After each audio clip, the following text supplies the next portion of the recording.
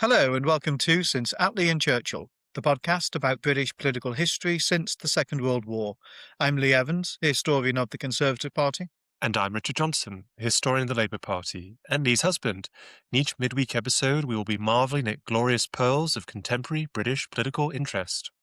But before we get into our podcast today, I just wanted to remind our listeners that we have a very exciting Since Attlee Churchill live event in Manchester, the centre of the British political universe at the moment. We're going to be at the Wharf in central Manchester on Saturday, the 6th of June. Tickets are on sale on Eventbrite. We'll have a link in our show notes. Please do sign up on that on Eventbrite. You can then submit a question for our live recording of Q&A with the audience, and we'll put the money behind the bar so everyone can also enjoy a nice drink. Yes, we very much look forward to seeing you there. I wanted to kick off this midweek episode by basically asking the question, are we seeing fewer defections than we might expect? Because if we think about British politics of the last 5 years or so, at the level of the voter, then we have seen an enormous amount of political churn.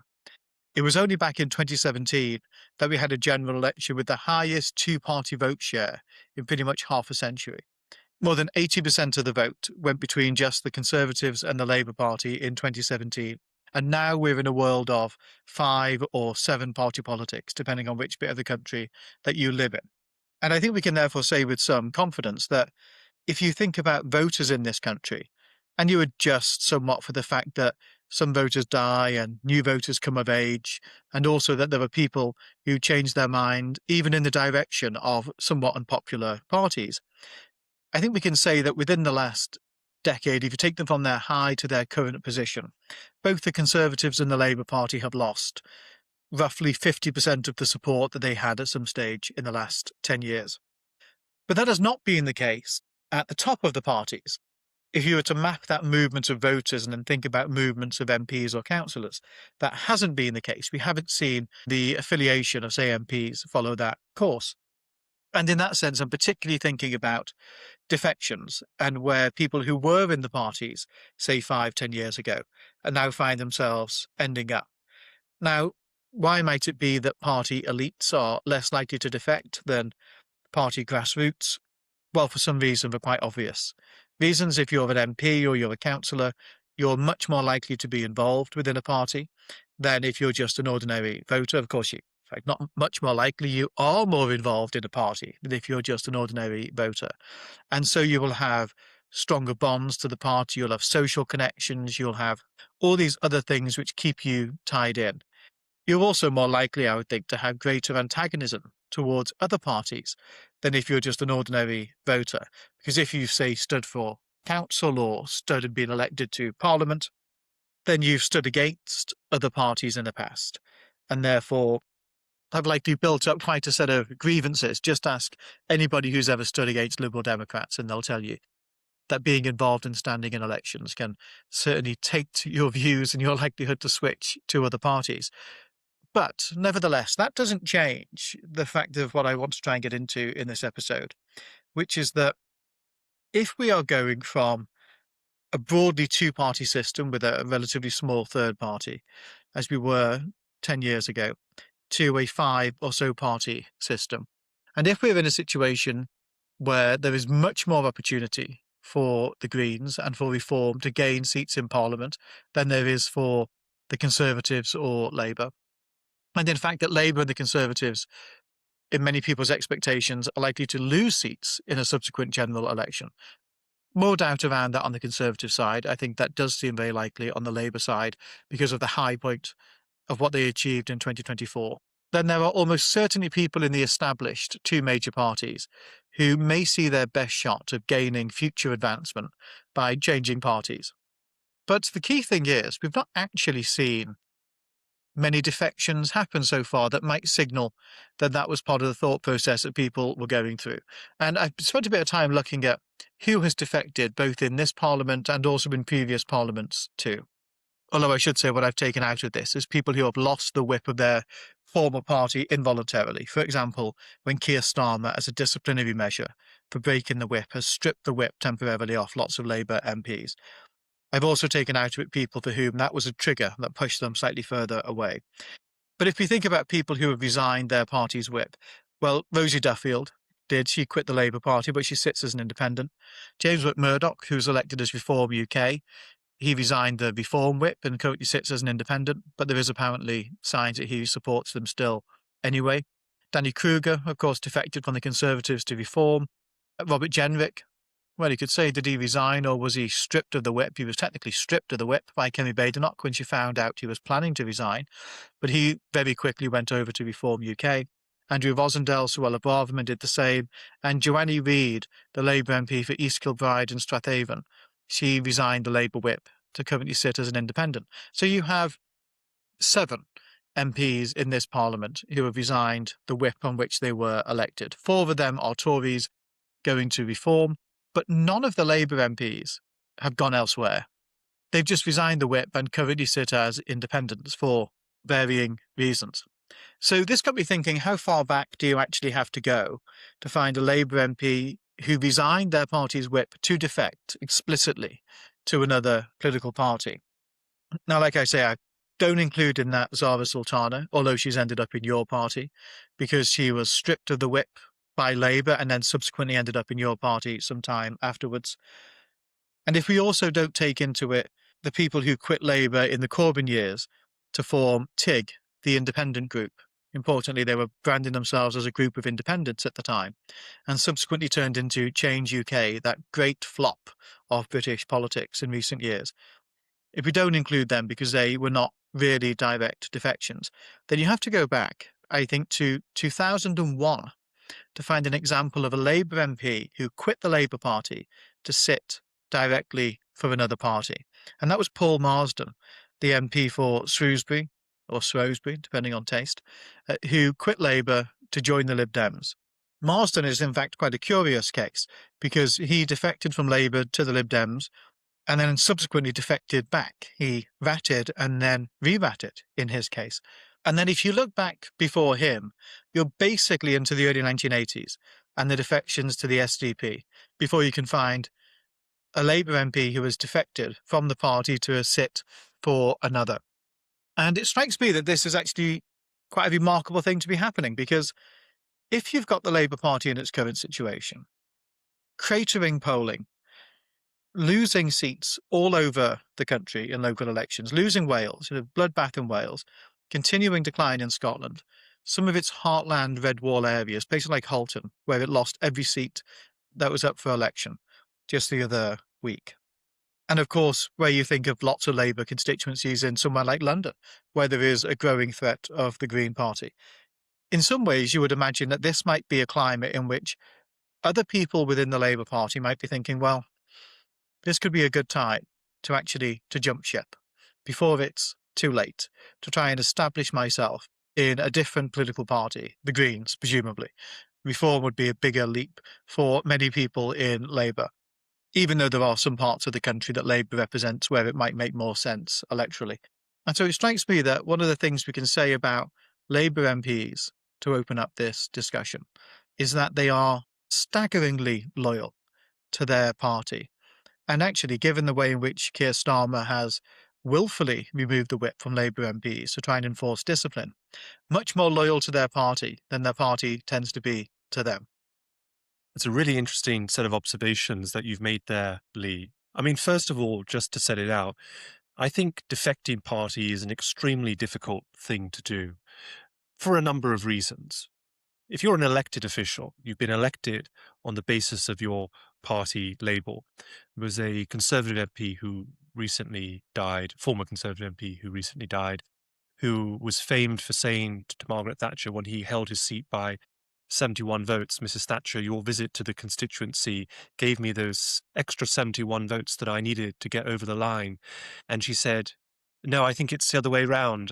I got you the first 20,000 votes and you got the extra 71 votes to get over the line. In other words, the party label is overwhelmingly the basis on which you're elected, except in very rare instances. Jeremy Corbyn is an example of someone who was able to use his fame and celebrity and his own reputation to get elected without the party label.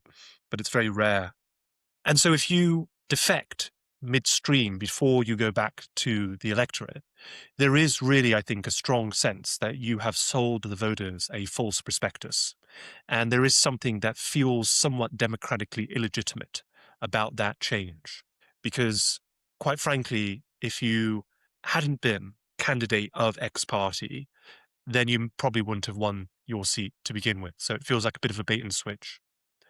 I also think it's a very difficult thing to do, or I imagine it must be a very difficult thing to do, because of all of the volunteer work that goes on in British elections. British elections are still, in many ways, amateur. It's in the sense that the parties rely on volunteer activists to do a lot of the donkey work in elections, still relying on volunteer activists to knock on doors and deliver leaflets. And as you and I, Lee, have for our respective parties done God knows how many hours since we were teenagers doing that kind of work, it's pretty galling to then think that the person that we are then putting all that time and effort in, because they are a representative of our party, then sods off to another party. I mean, I would be pretty furious if my MP, who I had campaigned for and had been elected as a Labour MP, then joined the Greens or Reform or the Tories or the Liberals or whatever political party, because I haven't given them my time as an activist on the basis of them. I'm sorry, but that's, the reason I'm doing it is because they are a representative of my party.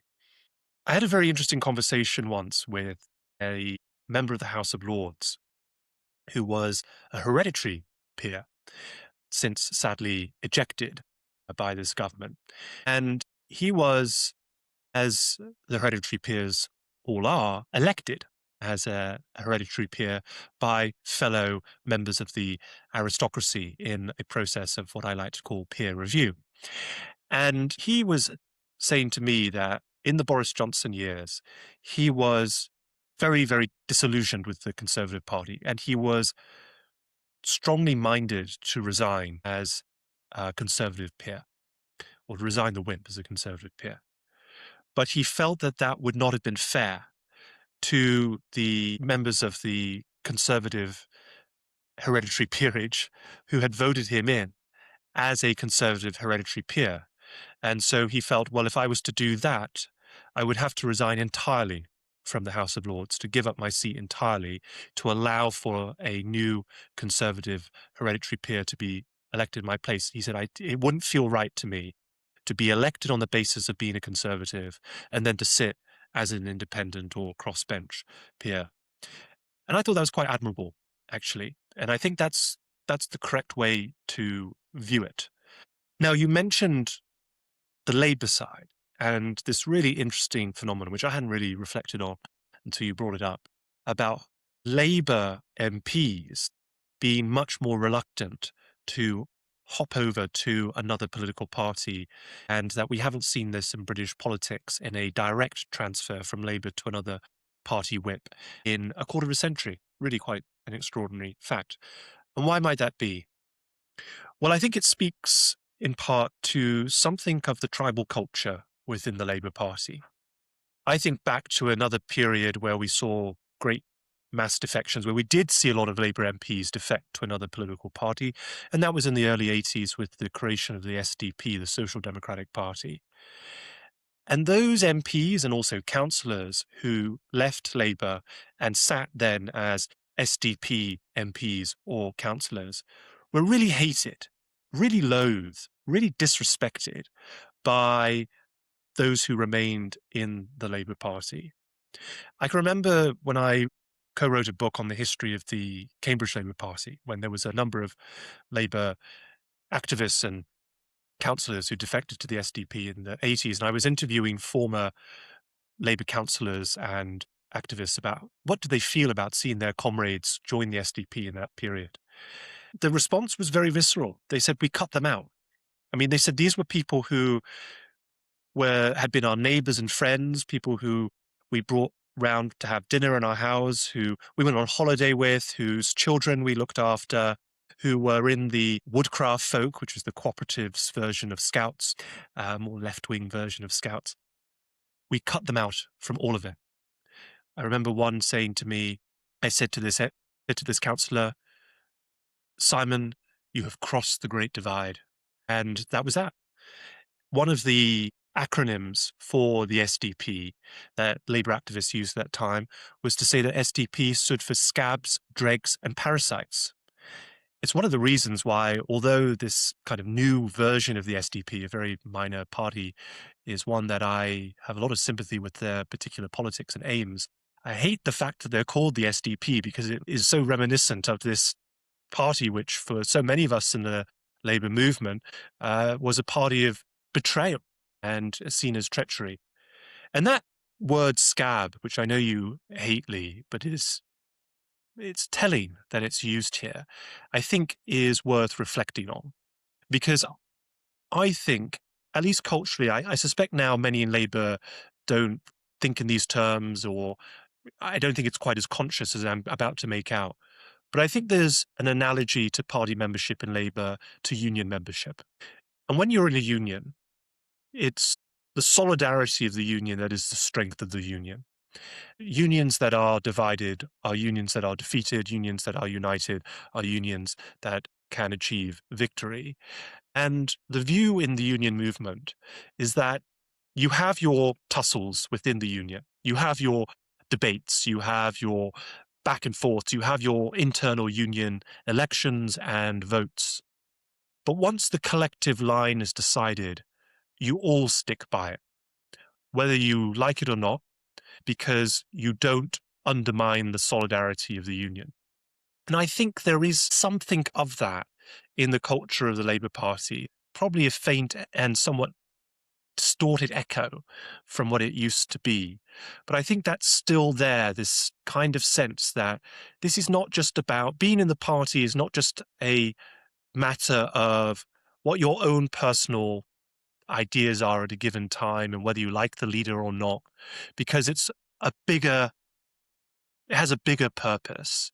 And if you not just walk away, that's one thing, but then to join an entity that is now a competitor to that group that you've been part of, that really does feel like you have betrayed that principle of solidarity, which is so important to the left.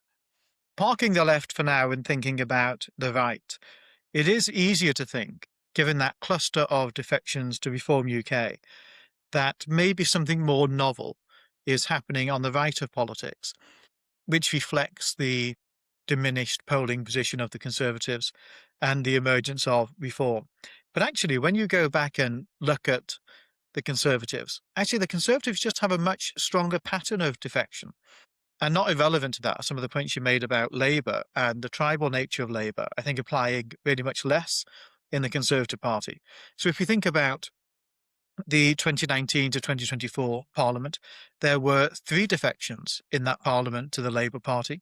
There was Christian Wakeford, who remains a Labour MP, and there was also Natalie Elphicke and Dan Poulter, both of whom left Parliament in 2024. In the 2017 to 19 Parliament, there was Dr. Philip Lee, who defected to the Lib Dems. There was also that cluster, who I discounted on the Labour side, so ought to for the same reason, who went to the Independence Group and then ended up in Change UK.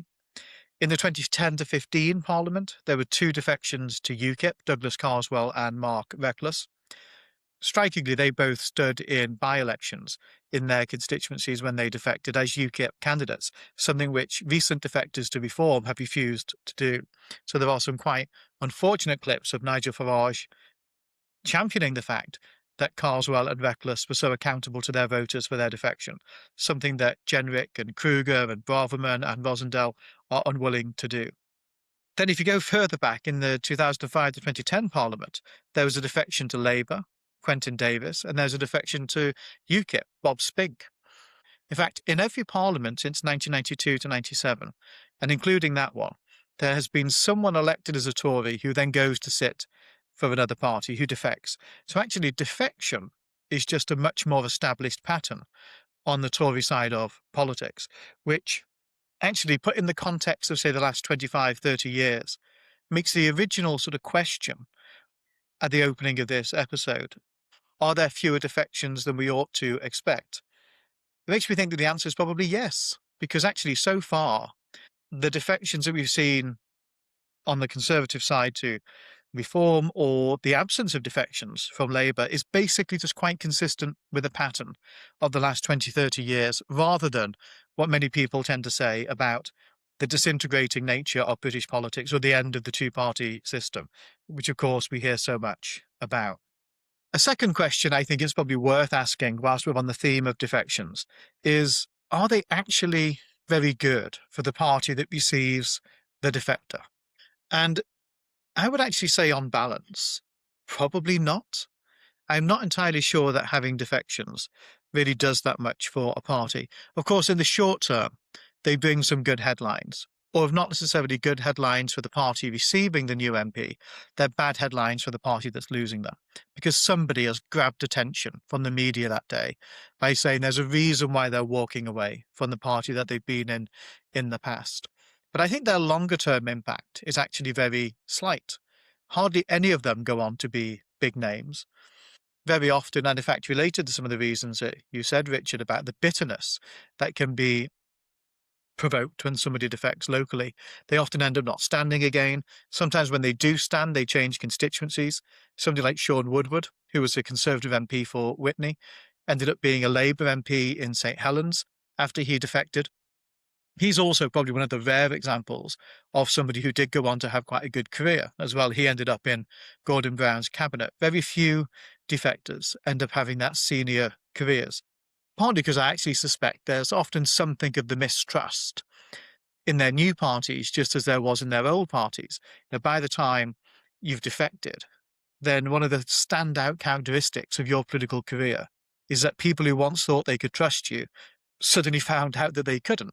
And I think even if the people who you've defected to are glad to have you, that's not something you can easily shake off. And I think even when we look to this current crop of defectors who have gone from the Conservative Party to Reform, it's not entirely clear to me that Reform have actually benefited a great deal from that. Arguably, it's given them a sense of momentum, particularly when it happened. But actually, that's rather stalled. And I think if you had said to people that Robert Jenrick was going to end up in Reform, and you'd asked them to guess before the fact, how many other MPs do you think he might bring with him from the Conservative Party? I think people would have made that a significant number. But as it happens, two other MPs followed. They didn't seem to necessarily cite Jenrick as being the cause of their defection, and there hasn't been this Jenrickite flow away from the Tories into Reform. So it's not clear that the momentum has actually been maintained afterwards. It ultimately all fell rather flat. And in that case as well, with Reform being a relatively small party, at least in parliamentary terms, and in terms of the senior apparatus of the party, defections like those of Robert Jenrick seem to have created more internal discord than there was before. When you see some of the tweets of people like Zia Youssef, it's hard not to interpret them sometimes as being a dig at some of the former Tory MPs who have defected and joined Reform. And basically, I think, to wrap up my thoughts on this topic, defections are remaining really very rare given the political landscape that we're in. But even if they were to increase, the parties that receive them should probably be pretty hesitant about saying yes. Yeah, I think there is this cloud that hangs over many defectors. I know that people have said to me in Labour about people who have defected to Labour. I'm talking more at the local government level and in constituency parties, but in sort of hushed tones, I've heard people say to me, never trust a traitor. Or there's a view that even if someone has come to Labour from another party, there's this worry that are they going to be a team player? How committed are they? And in some cases, people make the switch once and then they remain very committed. But I have noticed that since Labour's gone into government, some of the people who defected to Labour from the Liberal Democrats or the Greens have been the quicker ones to leave than the ones who have been members of the party through and through. On your point about whether it's good for a party to receive defectors? Well, in one sense, you might say, well, yes, of course, to welcome converts shows that the party is growing and it's on the up and it's an appealing party. And so I can understand the desire for the party to accept defectors. But there is also a risk that defectors bring something of their previous party into their new party, even if they think they're not doing so. That there's something in their soul that's been embedded in them by their previous party, something of their worldview or their approach to politics or their gut instincts, even if they think they've fully repudiated. Otherwise, why were they in that previous party to begin with?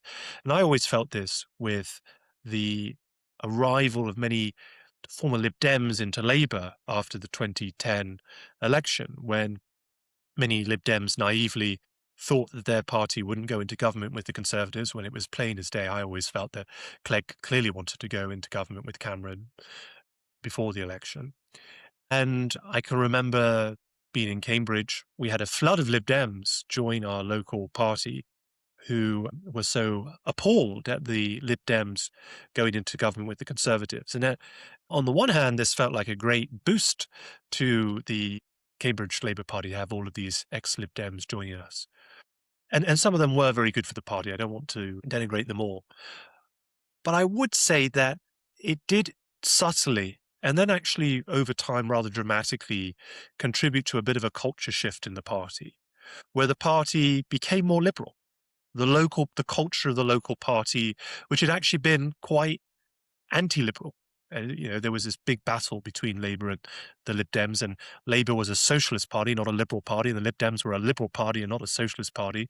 And that became a little bit murkier when you started to have all these Lib Dems in the Labour Party. And I suppose Reform has to be worried about this as well with the arrival of conservative defectors, where if Reform is meant to be a populist, anti-neoliberal party, or a party that doesn't believe in orthodox economics, accepting a load of Thatcherites from the Conservative Party to Reform necessarily makes Reform more like the Conservative Party. It makes Reform more likely to have that kind of more orthodox economic perspective, which I think you can see that, for example, in Robert Jenrick's role in Reform. He has pushed back, I think, at Nigel Farage's, I don't know if they're his instincts or his cynicism, in wishing to be more left on economics and more right on culture. And I think that a lot of these conservatives who've entered the Reform fold want Reform to be right on culture and right on economics, and that changes something of the soul of the party. And I think, from my perspective as someone who's a socialist and not a liberal, I think something was fundamentally damaged in the Labour Party in those coalition government years when so many Lib Dems entered Labour and maybe unwittingly became an almost quasi-entryist movement of a certain sort, which changed something of the nature of the party. So parties that receive defectors do, I agree with you, Lee, need to be careful what they wish for. Richard, what's your matter of interest this week? My matter of interest this week is a bit of pop culture. Lee and I have been watching Rivals on Disney+. This is a series that's based on the books written by the recently departed Jilly Cooper, 11 books in all, called the Rutshire Chronicles. This set of books is based on the lives of the rich and famous in the Cotswolds in England. There's a great deal of sex and infidelity. That's Jilly Cooper's USP. The books begin in the 1980s and sort of carry on from there. I must confess, I've only read one of the books in the Rutshire Chronicles, her final book called Tackle, which had a football theme, which I read with some of my friends in a book group that we're a part of. And I have to say, I thought the book was terrible. I did not think it was well written, and I thought there were far too many characters. I couldn't keep up with who was who, and the book was not very accurate about football either.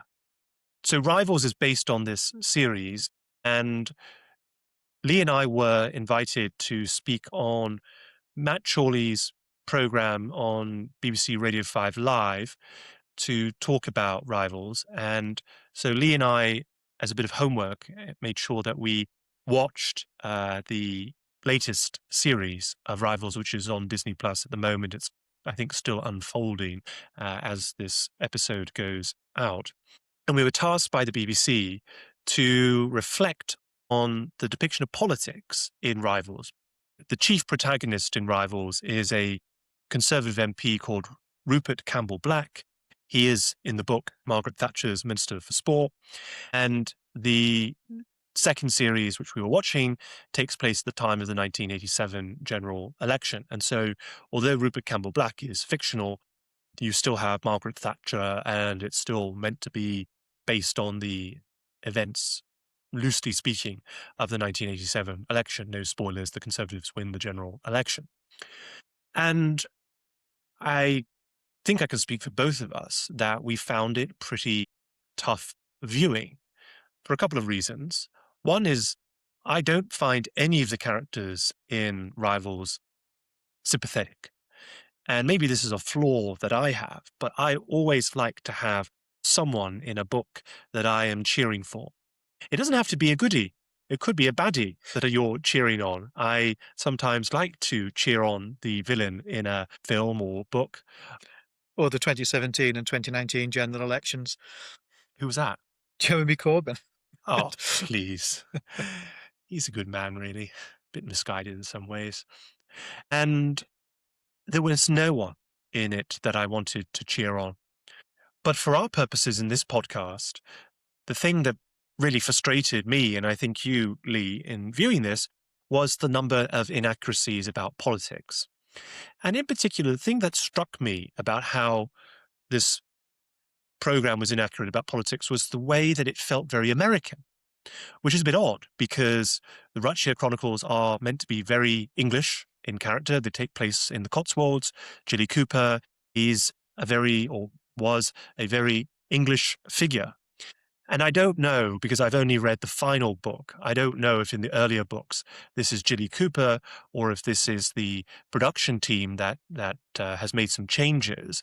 But there were just a few real clangers that still felt like imports from America. And this particularly pertained to the media environment in the program. So since the Television Act 1954, independent television, so non-BBC television, has been very highly regulated for the purposes of political advertising. So obviously the BBC has always been limited in its ability to promote a particular political view, but also even independent television has been highly regulated still today. Even GB News, which many people view as having a political lean, actually, if you speak to people who work for GB News, they say that they have to be actually very careful about what they say on GB News, who they have on to GB News, because otherwise they will face fines and penalties from the regulator today, Ofcom. Now, Ofcom was created, I believe, in the early 1990s, but even before the 90s, television was still highly regulated in a few really important ways. So one, candidates could not and cannot run adverts on television promoting their political candidacies. Parties can run party political broadcasts, which are allocated slots for parties based on the strength of those parties, which are given to them for free. Obviously, they have to pay the production costs, but the air time is free. But you can't just buy an ad in the way that you can in America when people are watching adverts about toothpaste and insurance, and then they see a political candidate. And yet, in this program, Rupert Campbell-Black, this Conservative MP, is running adverts on television. Another thing that didn't ring true in the program was that the eve of the general election, there is a massive hit job on Rupert Campbell-Black by one of the rival television outfits. Campbell-Black is not given any right of reply. It's completely one-sided. It's very, very harsh in attacking him. And it seems to me like something that just wouldn't pass muster today. Of course, you can do reports on someone and you can expose scandal, absolutely. But you would always be expected to permit the person who's being charged with the accusations of being able to defend themselves. And finally, on polling day in this program, the media are reporting very excitedly about the political developments of the election as people are going out to vote.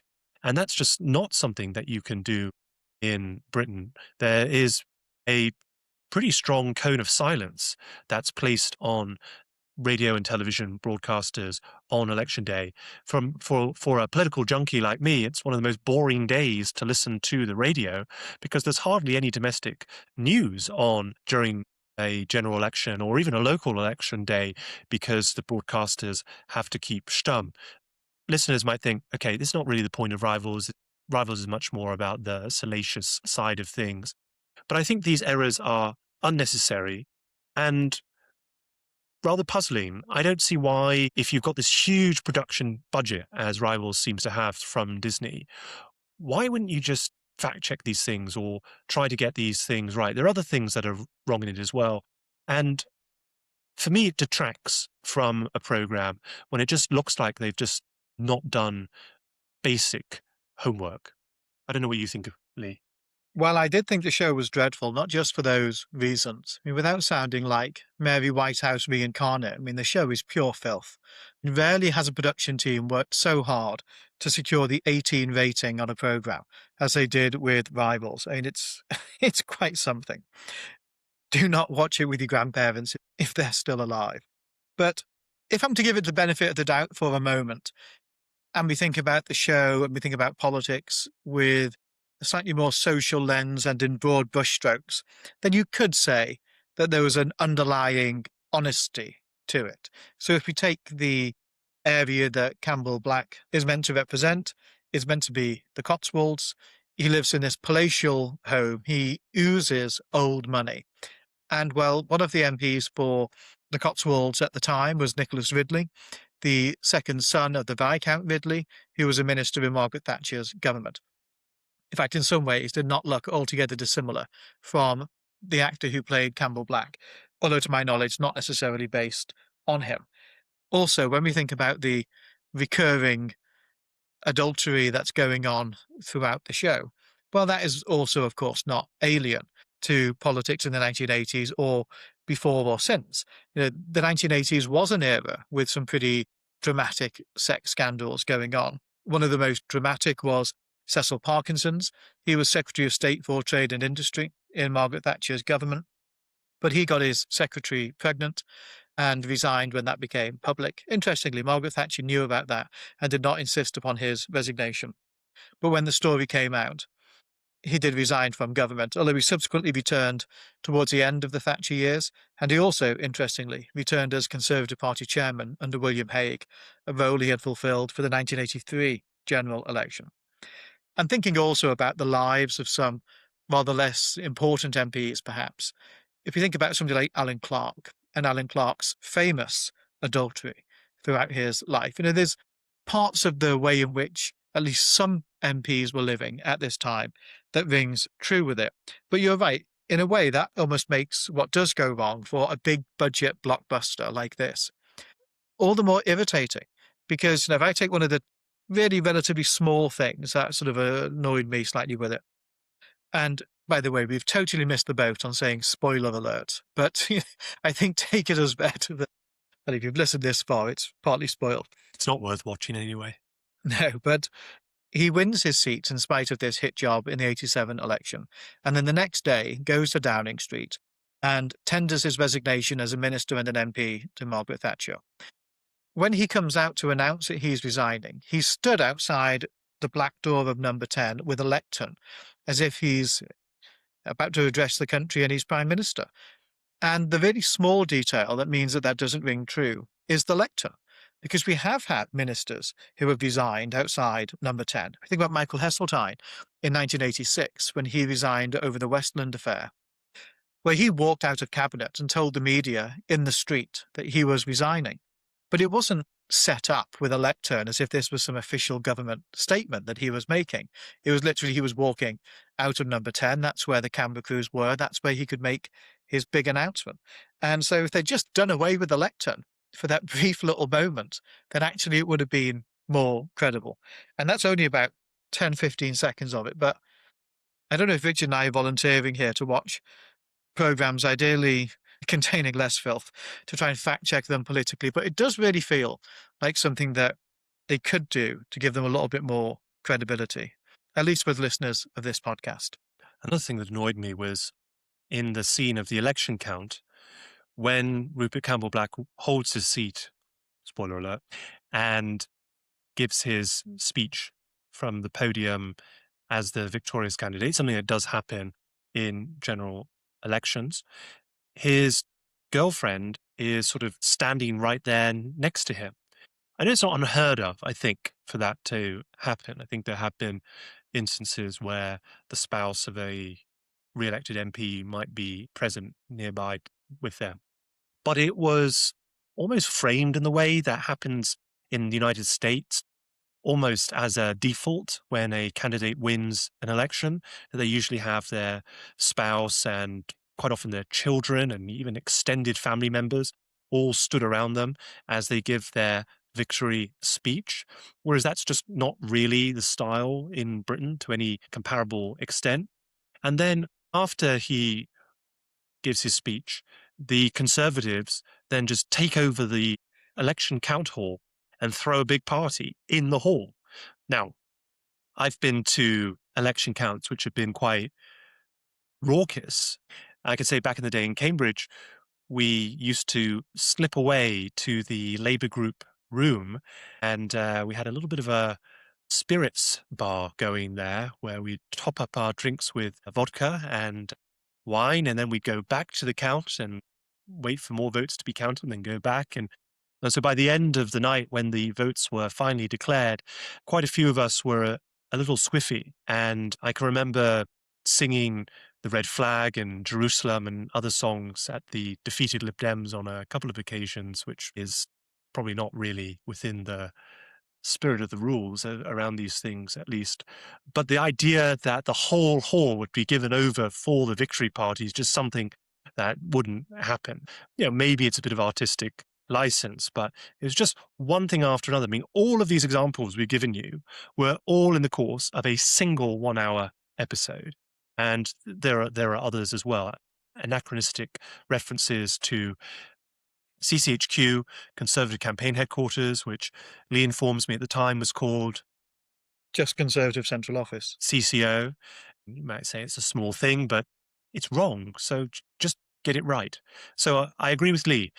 If there are any television producers listening to our podcast and you need, I think the correct term is a dramaturge, a historian consultant, someone who can add a bit of verisimilitude to your production, and you're doing anything relating to British political history since the Second World War, then look no further.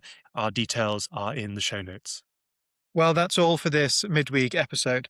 We'll be back on Sunday when we're going to take a look at a really remarkable by-election, and one that we think has quite a lot to tell us about what's currently going on in Makerfield.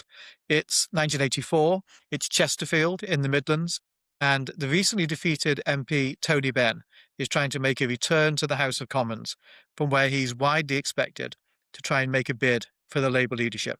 That'll be out on Sunday morning. We'll see you then. Thanks very much.